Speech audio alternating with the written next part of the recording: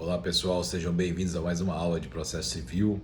Vamos iniciar o nosso curso agora no sentido de passar para vocês um pouquinho da ideia do processo de conhecimento. Esse curso se inicia partindo da premissa de que vocês já entendem os aspectos básicos do processo civil, ou seja, os institutos clássicos. O que são partes, o que é petição inicial, o que são os procuradores, o que é a tríade processual, ou seja, a pirâmide das relações jurídicas que formam a relação processual, Estado-juiz, parte, não é? Autor, réu ou requerente, requerido, de acordo com a terminologia que se use. Então, nós vamos iniciar, particularmente, já tratando do procedimento comum. E é isso que nós vamos fazer aqui nessa aula. Aspectos básicos do procedimento comum para que vocês, a partir desses conhecimentos, consigo construir a linha que um processo segue, né, que nós chamamos de tramitação processual, qual é o curso dessa diretriz processual e onde é que ele vai desaguar. Então nós vamos falar sobre o ajuizamento da ação por meio da petição inicial, em seguida a resposta do contestante, né, a resposta à petição contestatória, ou não, caso não haja, né, quais são os efeitos caso não haja. Em seguida, a réplica, que não se aplica em todos os casos. Aí nós passamos a audiência de instrução e julgamento, caso haja necessidade, ou não, se não houver necessidade. Há o julgamento antecipado do mérito da causa. Esse mérito pode se basear em uma lide apenas ou mais de uma lide. E depois nós passamos propriamente à sentença judicial. Nesse caminho vai haver a possibilidade de termos também uma decisão interlocutória, que é aquela decisão que acontece antes da decisão final. O que é o conceito de sentença? O que é o conceito de decisão interlocutória? Quais são as espécies de manifestação do Estado juiz no processo, ou seja, do juiz, né? É isso que vocês vão ver aqui nesse curso, tá bom? Então vamos juntos aqui, vamos passar agora para a tela e aí a gente vai conversando de maneira que vocês também consigam ver um pouquinho mais e imaginar as ideias fluem melhor, tá bom? Vamos lá então para a tela. Bom, pessoal, processo civil 1. Nós iniciamos aqui propriamente a compreensão dos institutos que serão necessários para a gente operar esse caminho processual chamado procedimento. O procedimento ele é dividido para grande parte da doutrina entre procedimento comum e procedimento especial, ou melhor, entre procedimento comum e procedimentos especiais. Por que procedimentos especiais? Porque nós temos vários, plural. Quais procedimentos especiais nós temos? Nós temos procedimentos especiais que estão no Código de Processo Civil de 2015 e outros que estão fora. Muitos que estão fora do processo civil, do Código de Processo Civil, em leis esparsas, são procedimentos mais antigos e que você tem que dar uma olhadinha, ver se eles se encaixam com as novas diretrizes do processo civil constitucional. Por quê? Porque tem leis, pessoal. Existem leis que foram editadas antes da Constituição e que regem questões muito específicas da vida civil. E, portanto, você tem que fazer esse juízo de recepção da norma pela Constituição, que aí é a parte de direito constitucional, né? A não recepção, normas que são anteriores à Constituição. E também tem que ver a adequação dessas leis especiais com as novas diretrizes constitucionais interpretadas pelo Supremo Tribunal, interpretados de maneira tangencial pelo Superior Tribunal de Justiça e como a jurisprudência aplica, mesmo das cortes estaduais, aplica essas normas nos dias de hoje. Então nós temos assim um centro de normas, uma compreensão central acerca de como se dá o processo civil nos dias de hoje, e às vezes essas leis especiais não se encaixam bem com aquilo que tem compreendido a jurisprudência nos dias atuais. Então é necessário que vocês tenham essa maturidade. Como é que vocês vão conseguir essa maturidade? É estudando aqui, mas ao mesmo tempo também advogando, estagiando, vocês vão pegando um pouquinho disso. Então não é tão simples, não é só a leitura da lei e você vai entender como é que você operacionaliza o direito processual civil. Nem sempre é assim. Às vezes, quando é assim, tá ótimo, porque fica mais simplificado, tá? Mas nos dias de hoje nem sempre é assim. O importante também é que nós saibamos que existem leis especiais que tratam de procedimentos especiais também, e essas leis elas são aplicadas corriqueiramente nas nossas vidas. Inclusive vocês, né, quem vai advogar primeiro, vai enfrentar isso bastante no âmbito de uma das principais leis que trata de um procedimento especial, que é o procedimento do juizado especial. Alguns doutrinadores, pessoal, vocês vão encontrar isso nesses livros de doutrina, que são muito bons, etc. Nenhuma crítica aqui à doutrina, jamais. Mas vocês vão encontrar pessoas que entendem que não se trata o juizado especial de um procedimento especial, mas sim de um procedimento comum, porém sumaríssimo. Essa compreensão, ela também é válida, né? O fato é que isso não altera tanto a sua vida, tá bom? Para fins de concurso, praticamente não vi essa questão nos dias de hoje, né? Você saber se o juizado especial, por exemplo, Lei 9.099, que trata do procedimento dos juizados especiais no âmbito dos estados, das justiças estaduais, né? Lei 9.099. As questões que existem para a OAB, para concurso, elas são voltadas especificamente a você entender as etapas do procedimento, o passo a passo, e não para saber essa natureza jurídica, mas eu quero que vocês entendam do que a gente está falando aqui. A gente vai tratar no processo civil 1 do CPC. E esse CPC, posteriormente ao longo do curso, vocês vão entender que isso tudo está caminhando para a gente trilhar o procedimento comum. Lá para o processo civil 6, processo civil 4, alguns aspectos, e o processo civil 7, etc., vocês vão ver que existem vários procedimentos especiais. E esses procedimentos especiais, às vezes você se utiliza de institutos do processo civil comum ordinário, às vezes não. Entenderam? Então, o que é necessário que vocês guardem nesse momento? Existe o procedimento comum e existem os procedimentos especiais. Alguma parte, algum setor da doutrina entende também que essa não é a divisão correta do grande quadro das coisas. A divisão correta seria procedimento comum ordinário, procedimento comum sumário e sumaríssimo. O sumário foi extinto pelo CPC de 2015 e grande parte dele se manteve, né, em alguns aspectos dele, se manteve no âmbito do juizado especial, que é uma lei especial, um procedimento especial. Mas algumas pessoas entendem na doutrina que o procedimento comum sumaríssimo seria aquilo que eu chamei aqui para vocês de procedimento especial dos juizados especiais. Entendem? Para que serve essa distinção, pessoal? Olha, não serve para muita coisa. Só serve para você entender, você que está iniciando o processo civil, que existe o caminho tradicional e existem os atalhos, que seriam os procedimentos especiais.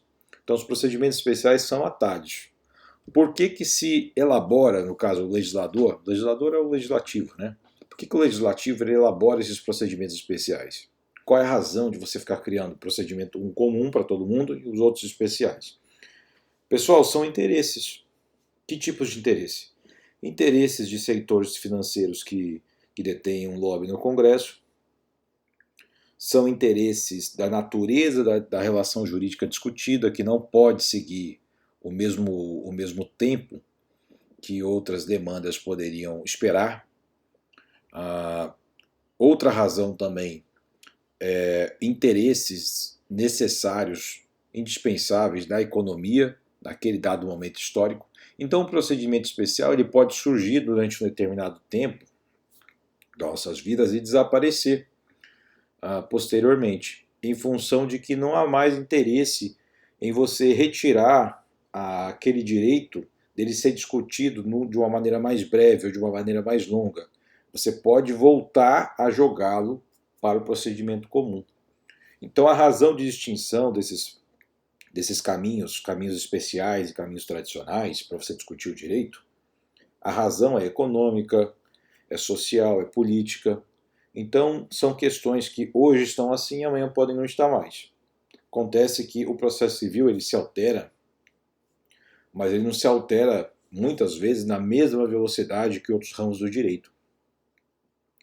Então, alguns aspectos se alteram, mas você não consegue alterar ele de maneira total. Até o CPC de 2015, muito daquilo que hoje está no CPC de 2015 já havia sido acatado no CPC de 73, que vigeu até a entrada desse CPC de 2015.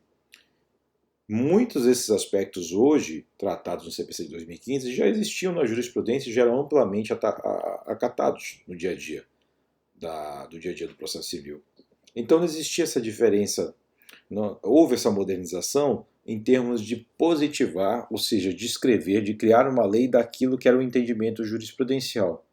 Isso é bom, isso é salutar, em razão de que quando a gente cria uma lei que consagra um entendimento jurisprudencial X, aí, gente, para aquela discussão de vai jurisprudência, volta jurisprudência, hoje era assim, amanhã assado, a coisa ela fica perene, ela fica organizada.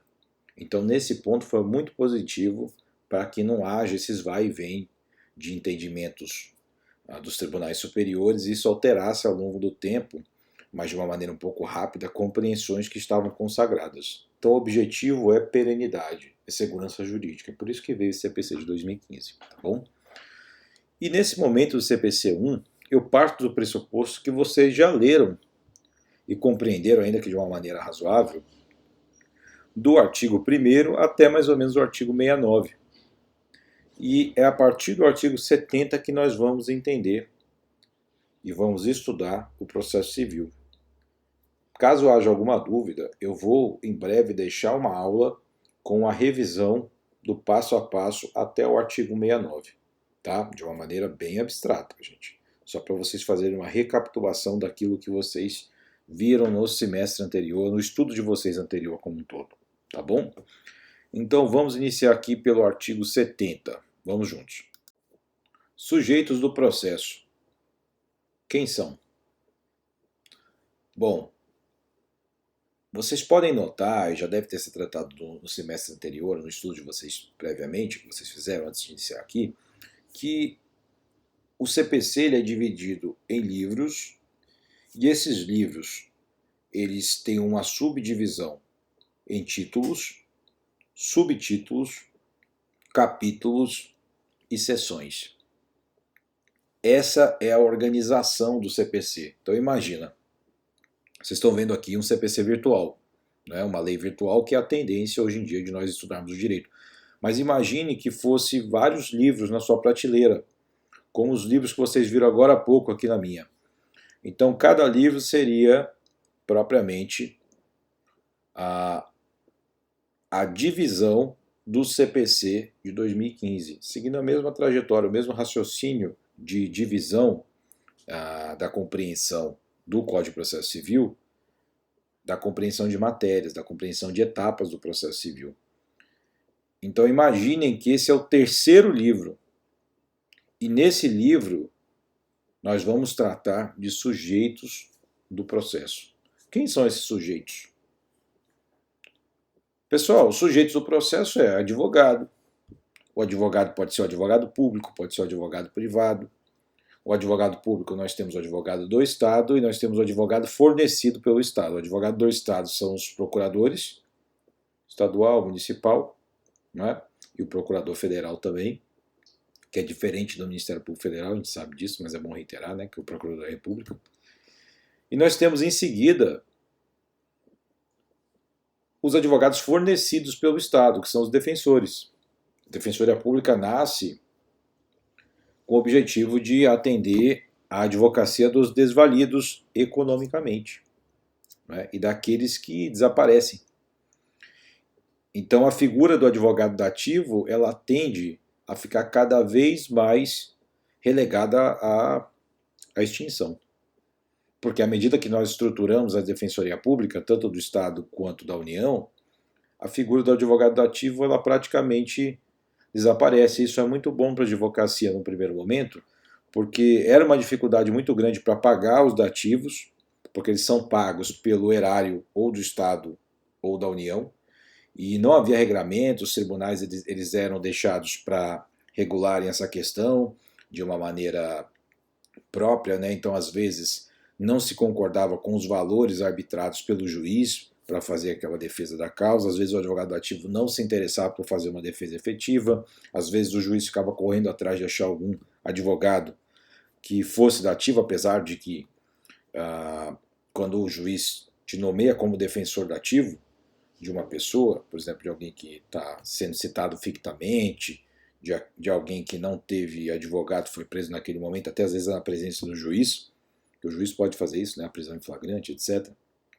e já instaurar propriamente o procedimento investigatório.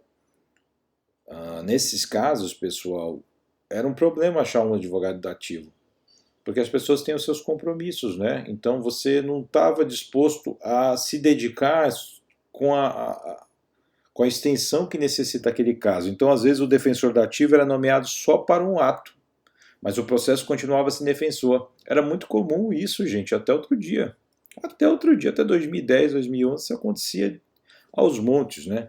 Então, à medida que nós tivemos aí um crescimento muito grande da classe de advogados, crescimento em número, tá? Um pouco mais de fortalecimento da OAB. A OAB foi fortalecida em função do pagamento das anuidades e de um certo ganho de espaço democrático em função de que a Constituição vingou, né, de 88, sobretudo, para agora, né? Então, pessoal, nós tivemos aí uma estruturação da Defensoria Pública, que ainda está em processo, e uma diminuição dos defensores dativos, que eram os defensores, que eram os advogados particulares nomeados para um ato processual ou para o processo em si, para que houvesse uma representação, ainda que na prática às vezes fosse uma representação ficta. Na minha visão, a Defensoria Pública ela foi estruturada muito bem. É claro que precisa de muito mais, né, mas precisa de muito mais em vários segmentos, não só na questão da representação das pessoas que não podem pagar. É muito difícil tocar um trabalho de defensor público e, ao mesmo tempo, eu penso também que talvez nós pudéssemos ter fortalecido essa figura da defensoria por meio da advocacia privada, né, no âmbito das OABs mesmo. E, de repente, esse gasto público para criar essa instituição talvez tivesse sido, talvez, melhor partilhado com a estruturação das OABs, com os advogados privados mesmo recebendo e tocando por esses processos. Agora, se optou, né, ou melhor, se optou por estruturar essas instituições para a defesa das pessoas que não pudessem pagar. O problema é que nós estamos num país pobre, em que a maioria da população não pode pagar. Nem a classe média pode pagar advogado. Não é? Só a classe média alta consegue pagar um advogado de uma maneira não tão penosa. Então o problema é que como é que nós vamos criar uma instituição que todos dependam?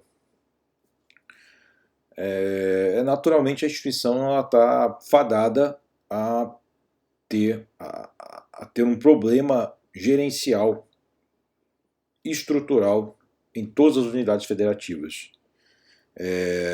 No dia a dia aqui nós podemos ver que o trabalho da Defensoria Pública é muito grande. Eles fazem esse trabalho de uma maneira que dão vazão a muitos problemas das pessoas, né? Nós temos um modelo de jurisdição no Brasil em que as pessoas litigam o tempo todo. As empresas, pessoas jurídicas grandes, que são os grandes vendedores nacionais, por exemplo, empresas de telefonia, empresas de água, empresas de energia, empresas que vendem em grande escala para todas as pessoas, os fornecedores da cadeia de consumo como um todo, são os grandes litigantes nacionais. E esses grandes litigantes nacionais, eles criam uma demanda muito grande, uma pressão muito grande sobre a Defensoria Pública e sobre o Judiciário.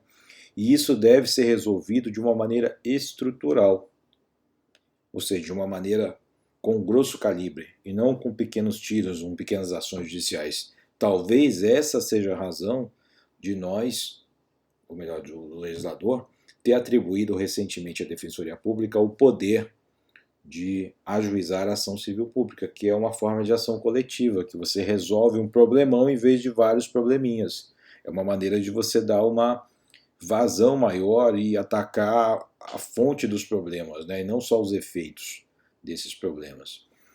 Então, pessoal, o papel da Defensoria Pública hoje foi constitucionalmente erigido, está positivado a autonomia da Defensoria Pública, autonomia financeira orçamentária, autonomia administrativa. A Defensoria Pública pertence ao Executivo, mas não existe uma subordinação direta com o governador, apesar de que o processo de escolha do defensor-geral do Estado ou da União também é feita por meio, perpassando pelo protagonismo do Executivo, mas a Defensoria tem o seu papel hoje crucial no dia a dia das relações jurídicas, porque vivemos num país pobre, né? Pessoal, acrescendo aos sujeitos do processo, acrescendo a nossa explicação, nós temos também a figura das partes. Que partes são essas? A pessoa que ajuiza a ação, física ou jurídica, e a pessoa em face da qual é ajuizada a ação, o requerido, o réu. Para alguns, essa figura de autor e réu fica mais no campo do processo penal. Para outros, não, pode ser usada aqui de maneira livre. Eu prefiro usar a terminologia requerente e requerido. Acho que fica mais claro. Até porque aqui no processo civil, o réu requerido, ele pode se tornar requerente também. É diferente do processo penal, porque o objeto é mais aberto. Nós temos meios próprios de fazer com que o requerido vire requerente em relação a uma demanda conexa com o que está sendo discutido no processo. Vou dar um exemplo. Você ajuiza uma ação em face de uma dada pessoa que é seu vizinho. E esse seu vizinho, você manifesta nessa ação que o seu vizinho, o cachorro do seu vizinho está latindo.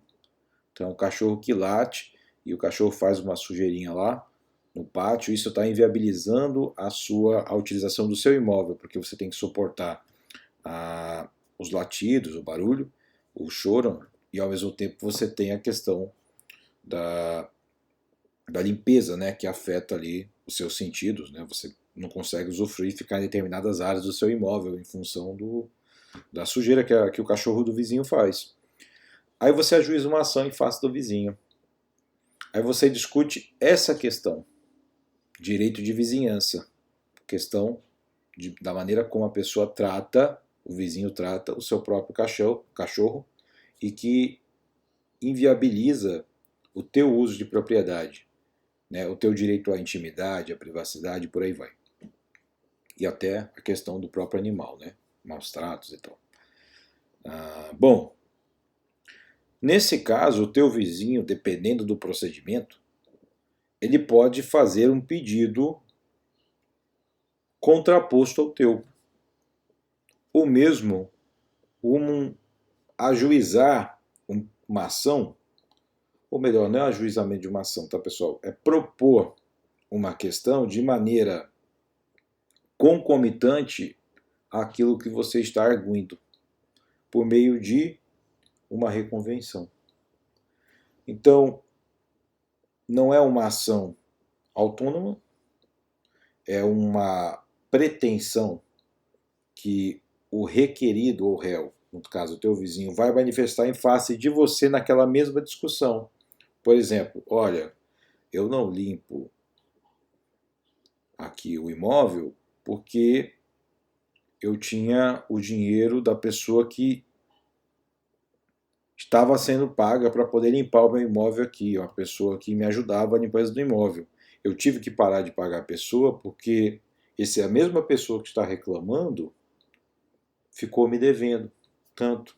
E, portanto, eu não tenho tempo para poder limpar e, em função desse desfalque patrimonial, é que está havendo esse problema na minha própria residência.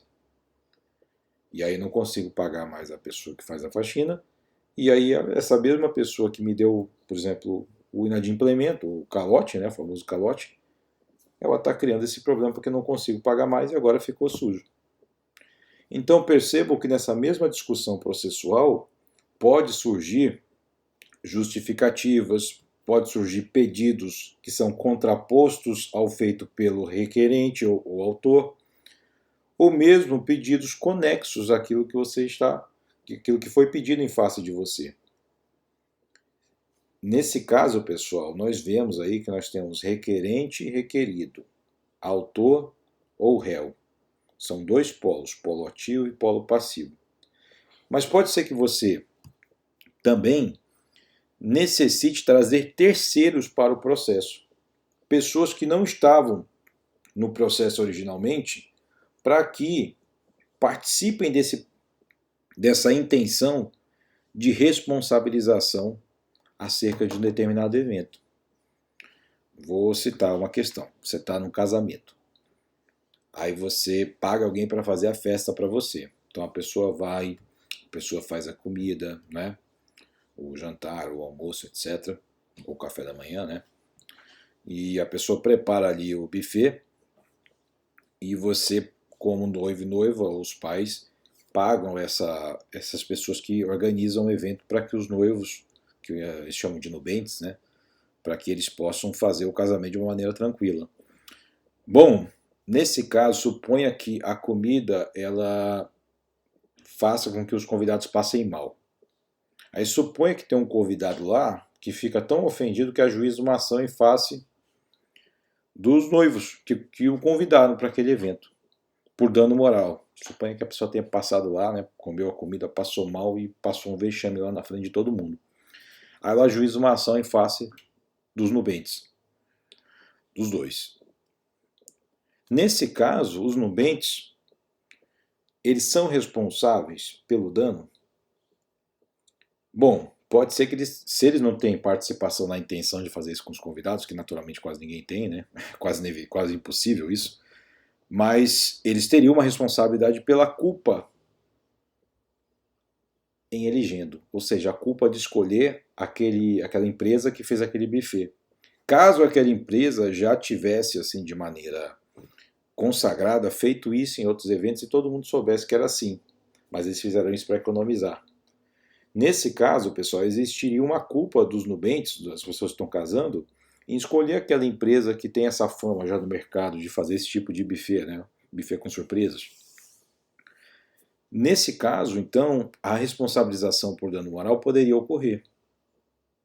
No entanto, seria possível também que essa pessoa, em face de quem foi ajuizada a ação, trouxesse a empresa que fez o buffet para aquela ação, para que ela respondesse ou de maneira solidária ou ao menos de maneira subsidiária. Isso vai depender da lei, o que a lei vai dizer e daquilo que o juiz vai compreender no caso concreto.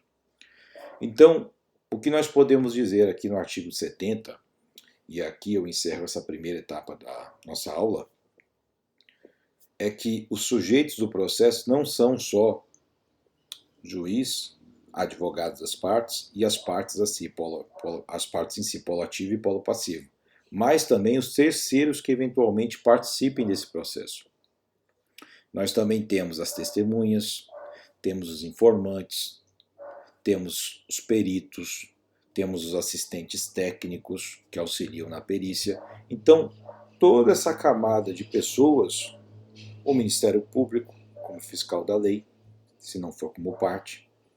Então, todas essas pessoas vão participar no processo, dependendo da natureza da questão discutida e dependendo também da maneira como as partes vão regendo esse processo sob a condução do juiz. Tá bom? Gente, finalizo aqui então essa primeira etapa. Artigo 70 e seguintes é o que nós vamos tratar nas etapas subsequentes. Tá bom? Muito obrigado pela atenção. Aproveitem a aula. Sugiro a leitura do artigo 70 até o artigo 83. Tá bom, pessoal? Até a próxima aula, então. Bom estudo a todos. Façam os exercíciozinhos que eu vou deixar com vocês. Tchau, tchau.